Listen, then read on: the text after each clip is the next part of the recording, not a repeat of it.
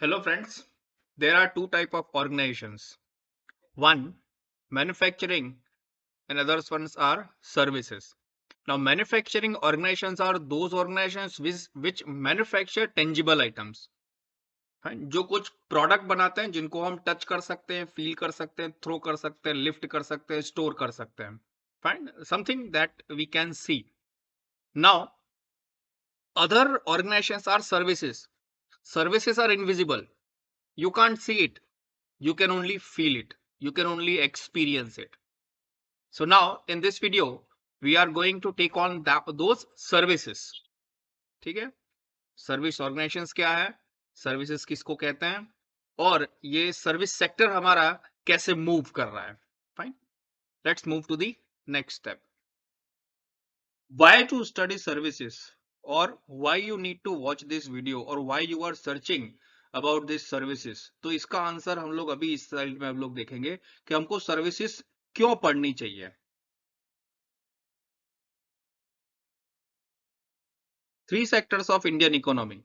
So there are, Indian economy is divided into three sector: primary sector, secondary sector and tertiary sector.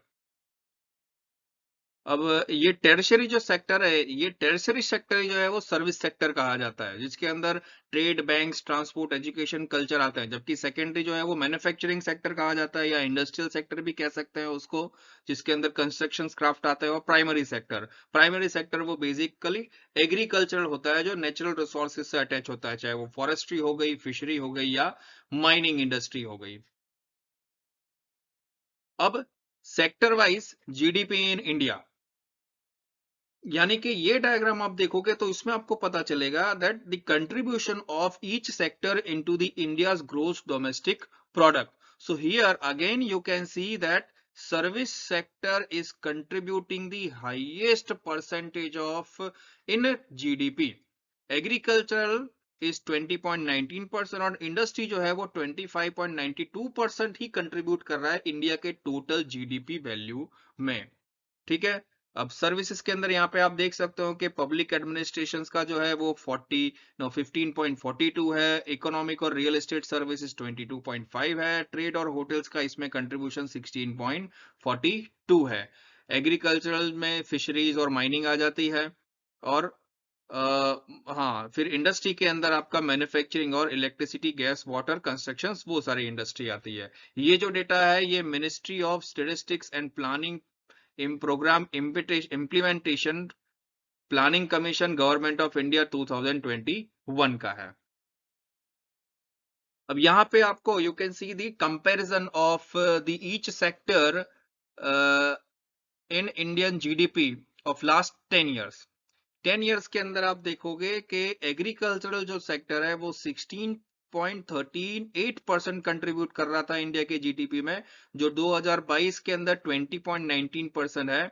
Industrial sector जो है वो 29.34 contribute कर रहा था 2011 में, और अभी 25.92% ही कंट्रीब्यूट कर रहा है. So there is a reduction of 4%.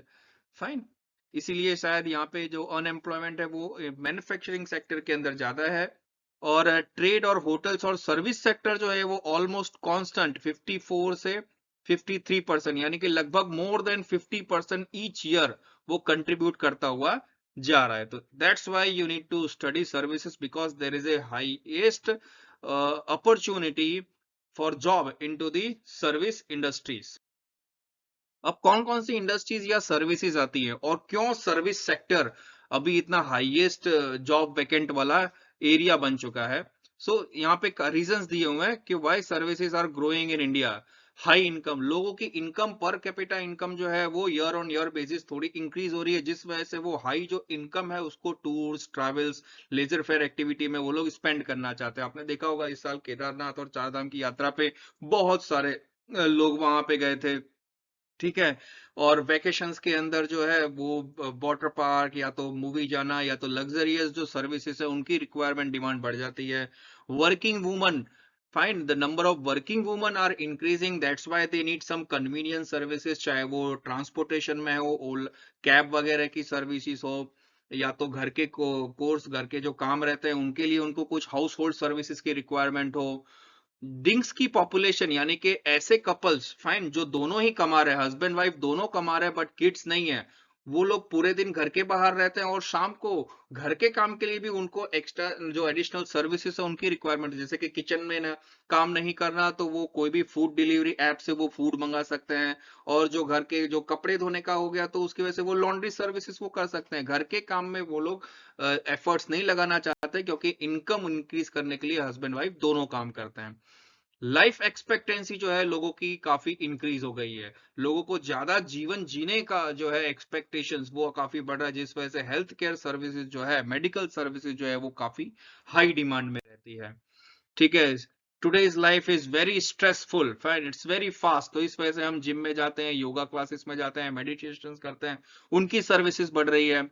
There is a greater concern for the environment, कुछ लोग हैं यहाँ कुछ लोग हैं अभी लोगों को इन्वायरमेंट के प्रति उनकी अवेयरनेस जो है वो बढ़ रही है, जिस वजह से पब्लिक ट्रांसपोर्ट को वो यूज कर रहे हैं अपने पर्सनल व्हीकल को छोड़ करके, चाहे वो कैब की थ्रू हो, चाहे वो पब्लिक की बसेस हो, बीआरटीएस वगैरह हो, मेट्रो ट्रेन वगैरह हो, ये सब सर्विसेज है पब्लिक ट्रांसपोर्टेशन की। इकोनॉमिक इंडिपेंडेंसी लोगों की बढ़ रही है, इकोनॉमिक इंडिपेंडेंसी यानी कि लोग अब कमा रहे हैं तो वो अपने हिसाब से उनको पैसे कहाँ इन्वेस्ट करने चाहिए, किस तरह से वो टैक्स सेव कर सकते हैं, वो सारी सर्विसेज की रिक्वायरमेंट बढ़ रही है। लोगों को म्यूचुअल फंड ऑप्शन है, लोगों को स्टॉक ब्रोकिंग फर्म के अंदर स्टॉक्स के अंदर वो इन्वेस्टमेंट कर सकते हैं। माइग्रेशन, ठीक है, लॉकडाउन में हमने देखा कि माइग्रेंट वर्कर की बहुत प्रॉब्लम हुई थी, ठीक है, उनको यहां से वहां मूव होने में, तो जब वो काम के लिए इनकम अर्न करने के लिए लिवलीहुड के लिए एक स्टेट से दूसरे स्टेट जाते हैं, तो जिस स्टेट में जाते हैं वहां पे उनको बेसिक यूटिलिटी की जो सर्विसेज है उसकी रिक्वायरमेंट बढ़ जाती है कि स्टेट को वो प्रोवाइड करना पड़ता है माइग्रेंट वर्कर के लिए, चाहे वो उनको टॉयलेट्स वगैरह हो गए, उनके हाइजीन की, वाटर सप्लाईज की, इलेक्ट्रिसिटी की, ये सारी सर्विसेज की उनको नो नीड होती है।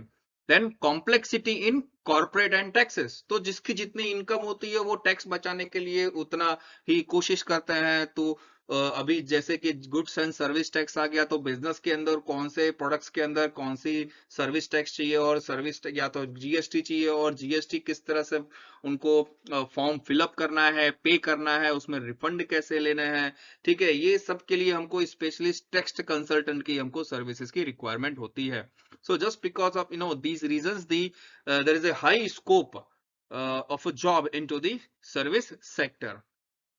Fine. अब सर्विस मीनिंग, हम सर्विस कहते किसको हैं ये आप देखोगे नेक्स्ट वीडियो के अंदर, ठीक है। Thank you and see you in next video.